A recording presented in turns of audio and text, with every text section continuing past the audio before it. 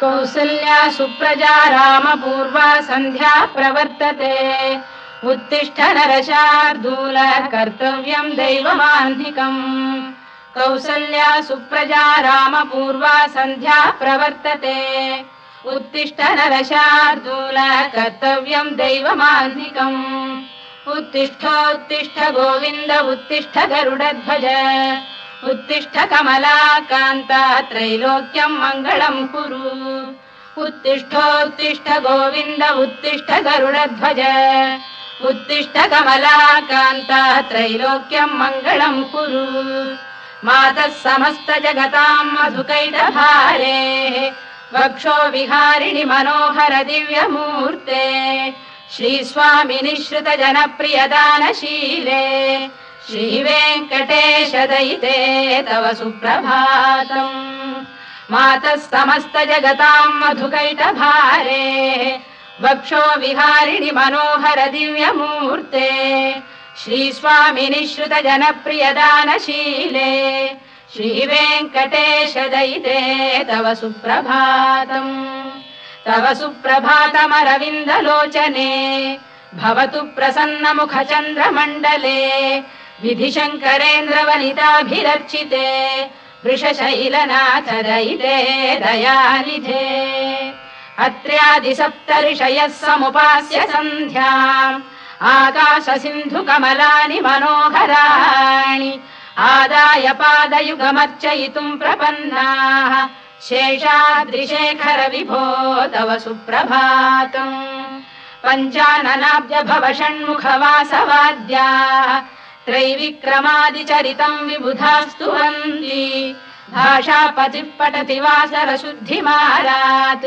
शेषाद्रिशेखर विभो तव सुप्रभातम् ईषत्प्रफुल्ल सरसीरुहनारिकेलपूगद्रुमादिसुमनोहर पालिकानाम् आवाति मन्दमनिलः सह दिव्यगन्धैः शेषाद्रिशेखर विभो तव सुप्रभातम् उन्मील्य नेत्रयुगमुत्तम पञ्जरस्थाः पात्रावशिष्ट कदलीफलपायसानि भुक्त्वा सलीलमथकेलिशुकाः पठन्ति शेषाद्रिशेखर विभो तव सुप्रभातम् तन्त्री प्रकर्ष मधुरस्वनया विपञ्च गायत्यनन्दचरितम् तव नारदोऽपि भाषा समग्रमसहृत्करचाररम्यम् शेषाद्रिशेखर विभो तव सुप्रभातम् भृङ्गावळी च मकरन्दरसानुविद्ध जङ्गारगीतनिनदैः सह सेवनाय वीर्यात्युपान्त सरसी कमलोदरेभ्यः शेषाद्रिशेखर विभो तव सुप्रभातम् योषा गणेन वरदध्नि विमथ्यमाने घोषालयेषु दधिमन्थन तीव्र घोषाः रोषात् कलिम् विदधते ककुभश्च कुम्भाः शेषाद्रिशेखर विभो तव सुप्रभातम् पद्मेश मित्र शतपत्र गतालिवर्गाः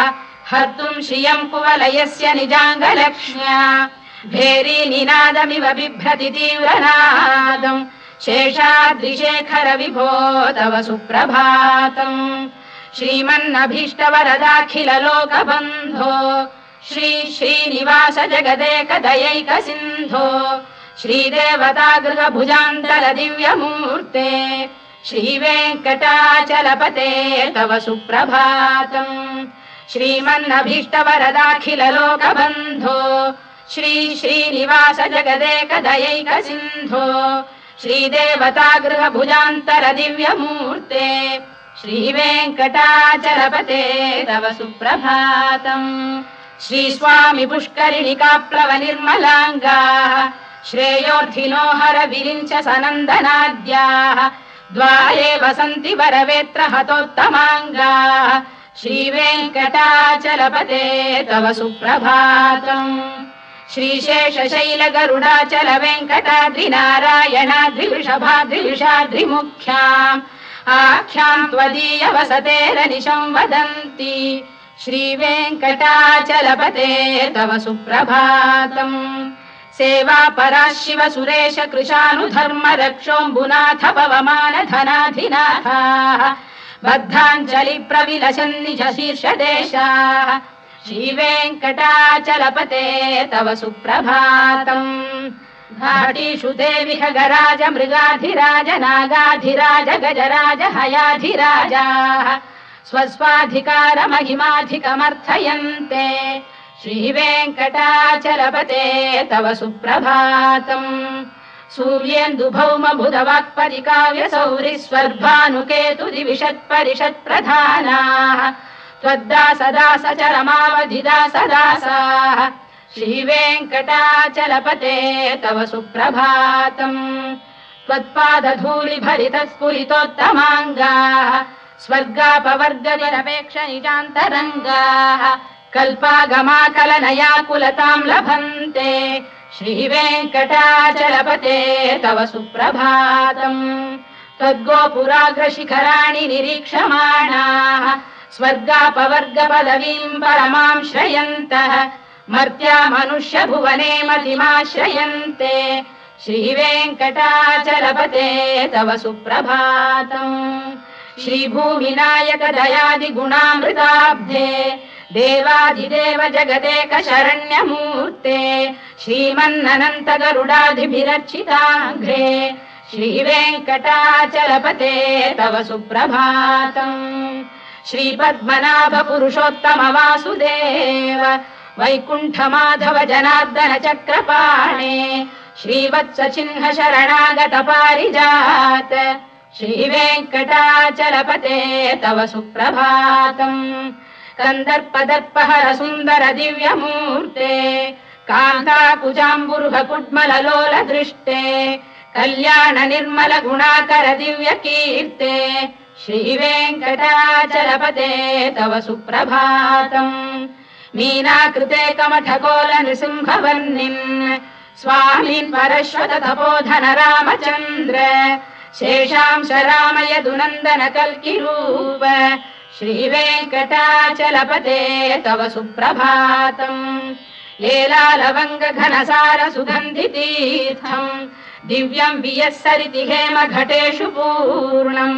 धृत्वाद्य वैदिक शिखामणयः प्रहृष्टाः तिष्ठन्ति वेङ्कटपते तव सुप्रभातम् भास्वानुदेति विगचानि सरोरुहाणि सम्पूरयन्ति निनदैः कगुभो विहङ्गाः श्रीवैष्णवाः सततमर्थितमङ्गलास्ते धामाश्रयन्ति तव वेङ्कट सुप्रभातम् ब्रह्मादयः सुरवराः समहर्षयस्ते सन्तः सनन्दन मुखास्तव योगिवर्याः धामान्तिके तव हि मङ्गलवस्तु हस्ताः श्रीवेङ्कटाचलपते तव सुप्रभातम् लक्ष्मी निवास निरवद्य गुणैक सिन्धो संसार सागर समुत्तरणैक सेतो वेदान्त वेद्य निज वैभव भक्त भोग्य श्रीवेङ्कटाचलपते तव सुप्रभातम् लक्ष्मी निवास निरवद्य गुणैक सिन्धो संसार सागर समुत्तरणैक सेतो वेदान्त वेद्य निज वैभव भक्त भोग्य श्रीवेङ्कटाचलपते तव सुप्रभातम् इत्थम् वृषाचलपतेरिह सुप्रभातम् ये मानवाः प्रतिदिनम् पठितुम् प्रवृत्ताः तेषाम् प्रभात समये स्मृतिरङ्गभाजाम् प्रज्ञाम् परार्थ सुलभाम् परमाम् प्रसूते इत्थम् वृषाचलपतेरिह सुप्रभातम् ये मानवाः प्रतिदिनम् पठितुम् प्रवृत्ताः तेषाम् प्रभात समये स्मृतिरङ्गभाजाम् प्रज्ञाम् परार्थ सुलभाम् परमाम् प्रसूते कमलाकुच चूचुक कुङ्कुमतो नियतारुणितातुलनीलतनो कमलायतलोचन लोकपते विजयी भव वेङ्कटशैलपते कमलाकुच चूचुक कुङ्कुमतो नियतारुणितातुलनीलतनो कमलायतलोचन लोकपते विजयी भव वेङ्कटशैलपते सचतुर्मुख षण्मुख पञ्चमुख प्रमुखाखिल दैवत मौलिमणे शरणागतवत्सलसारनिधे परिपालय मां वृषशैलपते अतिवेलतया तव दुर्विषहैरनुवेलकृतैरपराधशतैः भरितं त्वरितं वृषशैलपते परया कृपया परिपाहि हरे अधिवेङ्कटशैलमुदारमतेर्जनताभिमताधिकदानरतात् परदेवतया गदितान्निगमै कमलादयितान्न परं कलये कलवेणुरवावशगोपवधूशरकोटिवृता स्मरकोटिसमात् रतिवल्लविकाभिमतात् सुखदात् वसुदेवसुतान्न परं कलये अभिराम गुणाकरदाशरथे जगदेकधनुर्धर धीरमते रघुनायक राम रमेश विभो वरदो भवदेव दया जलधे अवनीतनया कमनीय करं रजनीकर चारु मुखाम्बुरुहम् रजनीचर राजतमो मिहिरं महनीयमहं रघुराममये सुमुखं सुहृदं सुलभं सुखदं स्वनुजं च सुखायममोघशरम् अपहाय रघुद्वहमन्यमहं न कथञ्चन कञ्चन जातु भजे विना वेङ्कटेशं ननाथो ननाथ सदा वेङ्कटेशं स्मरामि स्मरामि हरे वेङ्कटेश प्रसीद प्रसीद प्रियं वेङ्कटेश प्रयच्छ प्रयच्छ विना वेङ्कटेशं ननाथो ननाथः सदा वेङ्कटेशं स्मरामि स्मरामि हरे वेङ्कटेश प्रसीद प्रसीद प्रियं वेङ्कटेश प्रयच्छ प्रयच्छ अहं दूरतस्ते पदाम्भोजयुग्म प्रणामेच्छयागत्य सेवां करोमि सकृत्सेवया नित्यसेवा फलं त्वं प्रयच्छ प्रयच्छ प्रभो वेङ्कटेश अज्ञानिना मया दोषानशेषान् विहितान् हरे क्षमस्वत्वं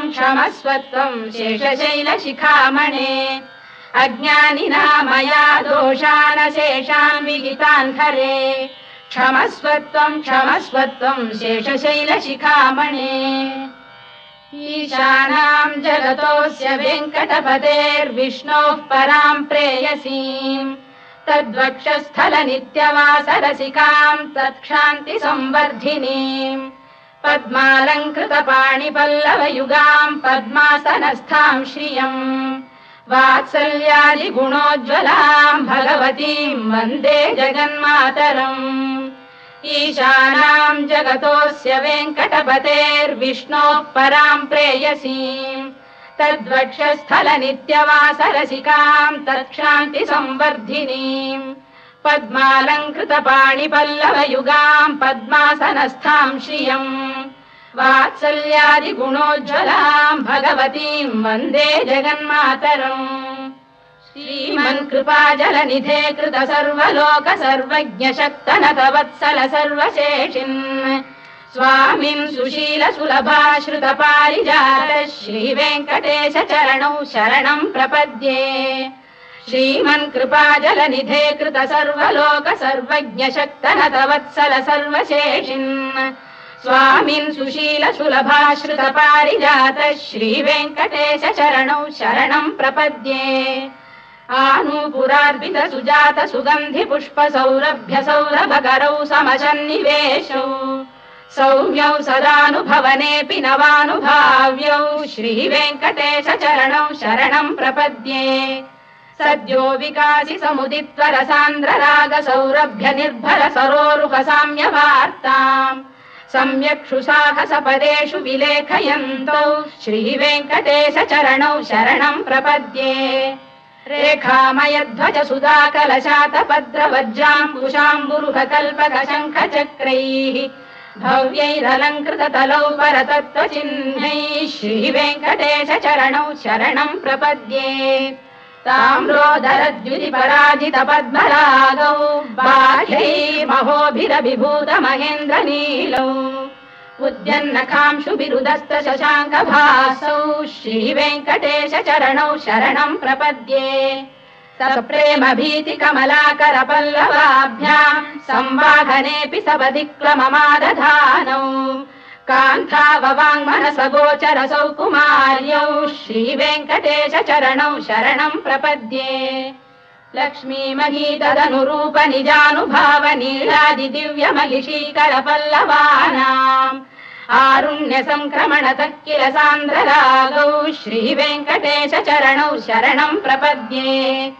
निद्यानमद्भि शिवादि किरीटकोटि प्रत्युक्त दीप्त नवरत्न महप्ररोहैः नीराजना विधिमुदारमुपादधानौ श्रीवेङ्कटेश चरणौ शरणं प्रपद्ये विष्णु पदे परम इत्युदित प्रशंसौ यौ मध्व उत्स इति भोग्यतयाप्युपातौ भूयस्ततेति तव पाणितल प्रतिष्ठौ श्रीवेङ्कटेश चरणौ शरणं प्रपद्ये पार्थाय तत्सदृश सारथिना त्वयैव यौ दर्शितौ स्वचरणौ शरणं व्रजेति भूयोऽपि मह्यमिहतौ करदर्शितौ ते श्रीवेङ्कटेश चरणौ शरणं प्रपद्ये मन्मूढिकालियपणे विकटाटवीषु श्रीवेङ्कटाद्रिशिखरे शिरसि श्रुतीनाम् चित्तेऽप्यनन्य मनसां सममाहितौ ते श्रीवेङ्कटेश चरणौ शरणं प्रपद्ये अम्लानघृष्यदवनीतलकीर्ण पुष्पौ श्रीवेङ्कटाद्रिशिखराभरणायमानौ आनन्दिताखिल मनोनयनौ तवैतौ श्रीवेङ्कटेश चरणौ शरणं प्रपद्ये प्रायः प्रपन्न जनता प्रथमावगाह्यौ मातुस्तनाविव शिशोरमृतायमानौ प्राप्तौ परस्पर तुलामतुलान्तरौ ते श्रीवेङ्कटेश चरणौ शरणं प्रपद्ये सत्त्वोत्तरैः सतत सेव्य पदाम्बुजेन संसारतारकदयार्द्रदृगञ्चलेन सौम्योपयन्तृमुनिना मम दर्शितौ ते श्रीवेङ्कटेश चरणौ शरणं प्रपद्ये सत्त्वोत्तरैः सतत सेव्य पदाम्बुजेन संसारतारकदयार्द्रदृगञ्चलेन सौम्योपयन्तृमुनिना मम दर्शितौ ते श्रीवेङ्कटेश चरणौ शरणं प्रपद्ये श्रीशश्रिया घटिकया त्वदुपाय भावे प्राप्ये त्वयि स्वयमुपेय दया स्फुरन्त्या नित्याश्रिताय निरवद्य गुणाय तुभ्यं स्यां किङ्करो वृषगिरीश न जातु मह्यम् श्रीशश्रिया घटिकया त्वदुपाय भावे प्राप्ये त्वयि स्वयमुपेय दया स्फुरन्त्या नित्याश्रिताय निरवद्य गुणाय तुभ्यम् स्यां किङ्करो वृषगिरीश न जातु मह्यम् श्रियकान्ताय कल्याणनिधये निधयेऽर्थिनाम् श्रीवेङ्कटनिवासाय श्रीनिवासाय मङ्गलम्